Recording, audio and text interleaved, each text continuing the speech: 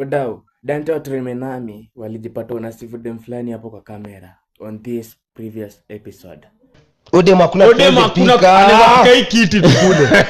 Odema anekanga ng'ombe kwa jikoni.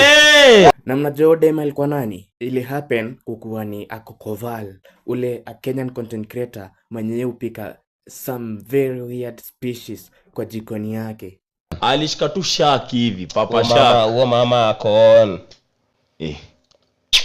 Check it, God bless you. Kumujono dem. So both Dante na Trevor wakajisahau, wakadeclare their love for Akokoval. Check to Awelewe na mimi.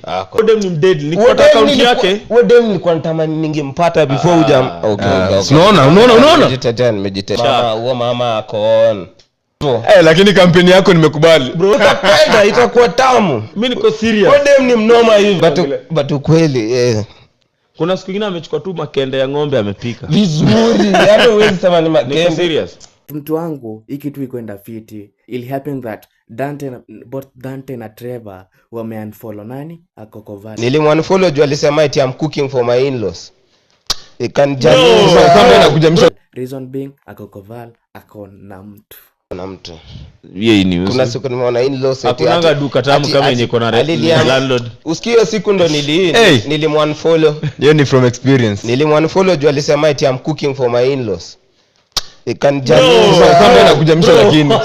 Si mimi nakufollow ndio. Unajua unfollow speaking in-laws. Mimi nataka unapika tu. Monty wewe uelewi. Monty. Saje? Ukoaje na in-laws? Unaona hata mimi. Unajua kupika mimi nikifollow mdem alafu naanza kupost ma videos sijui with my hubby nini. Na follow. You know what? Still Dante hakuficha his love for Akokoval. Odem ni mdead. Nikuwa account yake. Odem nilikuwa natamani ningempata before okay. Unaona?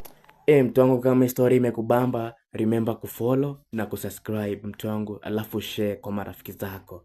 Oya, tuonane on the next episode. Inaweza ujinga na mwanamume wako bwana. So serious. Tena anauliza kwa video, have you ever tried a cow's tongue? Anaweka chini.